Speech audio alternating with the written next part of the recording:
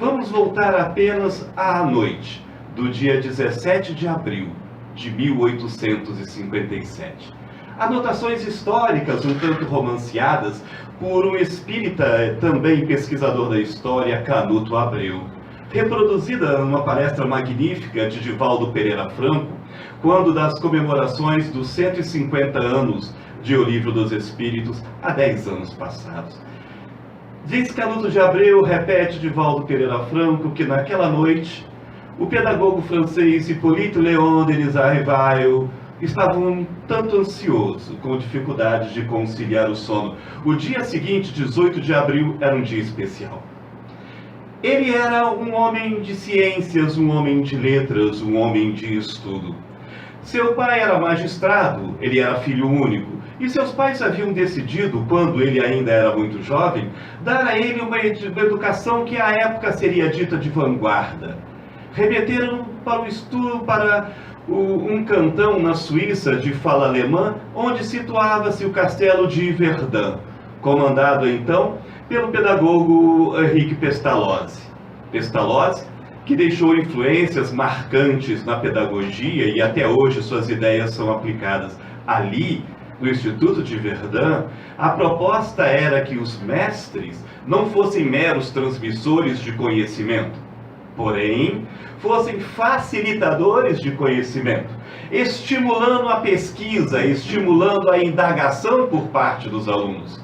Formavam-se não alunos depósitos de conceitos, mas alunos perseguidores do conhecimento, amantes do conhecimento, que se dedicassem ao estudo, ao pensamento, à reflexão, à pesquisa.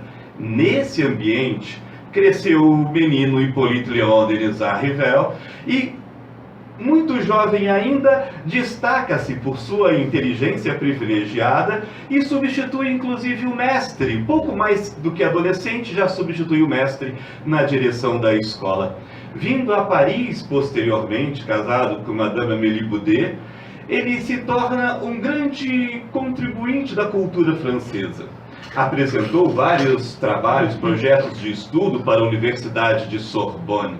Escreveu um livro de gramática dos verbos irregulares da língua francesa, e a língua francesa, em termos de livros irregulares, assim dizem os que conhecem, é uma das mais complicadas. Ele apresentou um trabalho de proposta de reforma do ensino público para a Prefeitura de Paris. Era um homem conhecido pelo seu bom senso, era um homem conhecido pela sua seriedade do estudo e era um verdadeiro mestre-escola, desses que à época aos seus pupilos ensinavam da filosofia às letras, da ciência à poesia. Este era Hippolyte Léon Denis Rivail, um homem já conhecido à época dentro da Academia Francesa. Um homem que por si só tinha respeitado as suas próprias opiniões. Pois naquela noite, apesar de já sentir o gosto das belas letras, apesar de já estar acostumado com o lançamento de obras, mas ele estava inquieto, porque seria um dia especial. Não era mais uma mera obra de conhecimento humano, era algo muito mais transcendente. E foi assim que levantou naquela manhã de primavera do dia 18 de abril. As flores do Palácio de Versalhes derramavam-se para muito além dos seus campos o seu perfume. Ali ele se dirige à galeria do Palais Royal, onde na livraria do Sr. Danty se daria a publicação do livro. Danty, naquele momento, já não se encontrava mais entre os homens encarnados. Ele assumira com Hippolyte Léon o compromisso de publicar aquela obra sob riscos. À época, imperava sobre França o imperador Napoleão III, que tinha opiniões bem definidas e políticas muito claras. E a publicação de um livro como o Livro dos Espíritos poderia trazer problemas não só para o Sr. Rivail, como pretendem alguns, mas também para aquele que as vendesse. Danty, nesse processo, desencarna, mas sua viúva Marine Danty assume o compromisso de honrar a palavra do marido, mesmo contra a opinião do filho, que insistia para que não se envolvesse na publicação daquele livro. Mas ela honra a palavra do marido. E pouco mais do que às 10 da manhã, abrem-se as portas da pequena livraria onde normalmente se encontrava das melhores peças da literatura europeia ou clássica, e ali estava Le Livre des Esprits, o livro dos espíritos. Kardec olha na vitrine e sente uma emoção, adentra-se, cumprimenta a viúva Danty e fica em diálogo na ansiedade do que viria a acontecer. Abre-se a porta. E isso já é romance do Canuto de Abreu. Mas abre-se a porta e diz-lhe que um jovem pesquisador da astronomia, já diretor de observatórios em França, Camille Flammarion, adentra, procurando novidades. Vê Le Livre des Esprits e pergunta do que se trata. A viúva Danty dá-lhe rápida informação do que aborda o livro. Ele então observa o nome, Allan Kardec, e pergunta quem é Allan Kardec. Ela sorri, apontando para Rivaio, e fala: pois estamos todos nós com muita sorte. Ele se encontra aqui, presente nesse momento, e aponta para Rivaio. O jovem olha-o cheio de admiração, perscruta as páginas do livro, pressente a profundidade filosófica do que aquilo significa, estende as mãos e aperta a mão do mestre. Seria o começo de uma amizade profunda. Em 1869, quando do sepultamento de Allan Kardec, vitimado pela ruptura de um aneurisma, nas falas congratulatórias, que era muito comum, toma a palavra Camille Flammarion para falar do grande amigo do mestre, e o chama de Le Bon Sens Incarné, o bom senso encarnado, o que era naquela época um enorme elogio. O iluminismo, naquele momento histórico, já cedia lugar ao positivismo de Auguste Comte, que adentrava os meios culturais e já repudiava tudo aquilo que classificara como superstição, aquilo que não tinha fundamento material para a pesquisa científica. Lançar o Livro dos Espíritos naquele momento era muito difícil. Mas por que ocultara-se o Sr. Rivaio por trás do pseudônimo Allan Kardec? O próprio Allan Kardec nos elucida isso. Ele diz que lançá-lo no próprio nome já conferiria à obra a mesma respeitabilidade que ele, como pedagogo e homem de filosofia e ciências, já trazia. Não era por ele que aquela obra vinha a lume. E não era ele o autor da obra. Ele era o compilador, o codificador, e trataremos disso logo depois, daquela obra. Os autores eram os espíritos, a alma dos homens que desencarnaram, sábios desde a antiguidade e filósofos posteriores, incluindo da Idade Média e já do começo do iluminismo francês e mundial. Ele adota o pseudônimo de Allan Kardec porque numa das reuniões particulares, um espírito familiar, um espírito amigo, de nome Zéfiro, havia se referido a ele como um companheiro, que fora ele, Rivaio, um sacerdote nas antigas Gálias, um sacerdote druida, de nome Allan Kardec. Ele coloca então como pseudônimo o nome que recebera à época em que fora um sacerdote druida.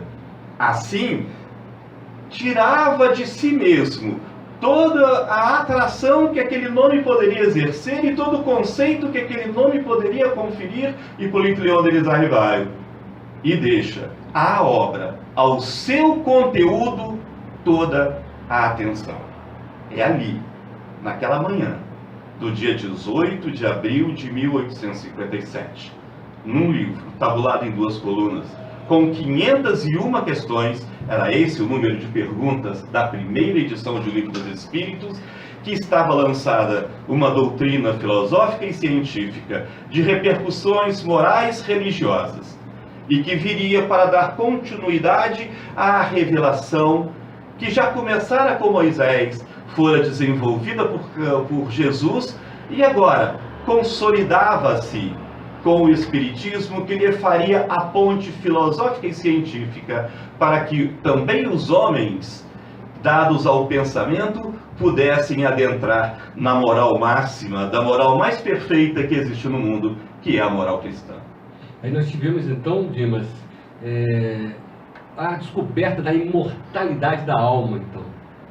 Eu não diria exatamente a descoberta da imortalidade da alma, porque imortalidade da alma já os hindus apregoavam desde 4, 5 mil anos antes de Jesus. Na nossa tradição judaico-cristã, a imortalidade da alma é também um conceito. Os judeus já imaginavam algum lugar para onde fossem os homens depois da desencarnação. Jesus prometia a casa do Pai, um reino dos céus, para onde iriam aqueles homens que cumprissem a vontade de Deus. Mas embora se referisse também àqueles que não cumprissem. Temos que diferenciar materialismo de espiritualismo. O materialismo é uma ideia que também não é nova. Já entre os gregos havia uma posição monista que pensava que a matéria era tudo, e principalmente entre os gregos pré-socráticos, que explicava que a matéria era tudo e da matéria derivava todos os fenômenos. Mas também uma posição dualista, como a de Platão, que imaginava que, além do componente material do corpo, nós temos também uma essência imortal. Essa essência imortal que teria acesso ao mundo inteligível, ao mundo das ideias, ao mundo para além da matéria. E que o nosso mundo era apenas uma representação, assim dizia Platão, muito imperfeita desse mundo inteligível, desse mundo das ideias. A imortalidade da alma é fundamental em toda a filosofia cristã. É importante observar isso. Hoje em dia, nós temos, no Brasil principalmente, duas vertentes principais do cristianismo, aquelas mais divulgadas, mas o Espiritismo é uma filosofia também de moral cristã. Não nos esqueçamos, cristianismo, por etimologia, seria aquela filosofia decorrente dos ensinos do Cristo. Assim como a Igreja Católica Apostólica Romana tem uma visão, uma interpretação um pouco diferente daquela que os reformistas, os protestantes, e hoje em dia mais conhecido como uma vertente do protestantismo chamado neopentecostalismo tem, o Espiritismo também tem sua visão da doutrina cristã. São todos ramos derivados do mesmo tronco que é o cristianismo. Mas o Espiritismo, num primeiro momento, realmente veio a combater justamente o materialismo, que vinha crescendo muito, devido a ter a atuação da religião castradora, perseguição, o index librório, as fogueiras santas e tanta coisa, né, que a gente fez de equivocado. Né? Temos que entender uma coisa, a doutrina filosófica é uma coisa, o movimento religioso que é dirigido e formado pelos homens é uma outra coisa. No Espiritismo, para os que já são espíritas ou para os que não são, nós temos uma ideia, nós distinguimos filosofia espírita de movimento espírita. A filosofia espírita é o espiritismo, o conjunto de ensinamentos. O movimento espírita são as atividades que os espíritas fazem no mundo. Poderíamos dizer a mesma coisa, o cristianismo é uma coisa, o movimento cristão. Vamos pensar na Igreja Católica Apostólica Romana, vamos pensar nas igrejas luterana, wesleyana, vamos pensar nas diversas igrejas neopentecostais, são movimentos. O que acontece então? Esses movimentos, por vezes, são influenciados pelo desenvolvimento humano. Não podemos comparar a reforma pura desde Martinho Lutero com a visão que os evangélicos têm hoje da doutrina cristã, embora tentem seguir os preceitos, as teses de Lutero, dentre outros. A Igreja Católica Apostólica Romana também, ao longo dos séculos, foi construindo toda uma fundamentação filosófico-teológica que dá razão de ser às suas crenças e fundamento de pensamento às suas crenças. Ora, com o advento principalmente do positivismo, tendeu-se a fazer com que a cultura voltasse os seus olhos para as ciências Com isso querendo dizer a investigação do mundo natural. Uma investigação que, para dizer a verdade, já Aristóteles fazia. Mas a ideia era que a religião fundamentada tão somente naquele livro, a Bíblia, ou nos princípios filosóficos dos pensadores de cada uma das vertentes, não era suficiente para explicar o mundo. Somente a investigação do mundo natural pelas ciências e com método científico seria capaz de alcançar a verdade. Mas essa é uma postura filosófica. Por isso, naquele momento, o materialismo se punha em alta, mas o Espiritismo veio para combater o materialismo, mas também para dar novo ânimo ao espiritualismo.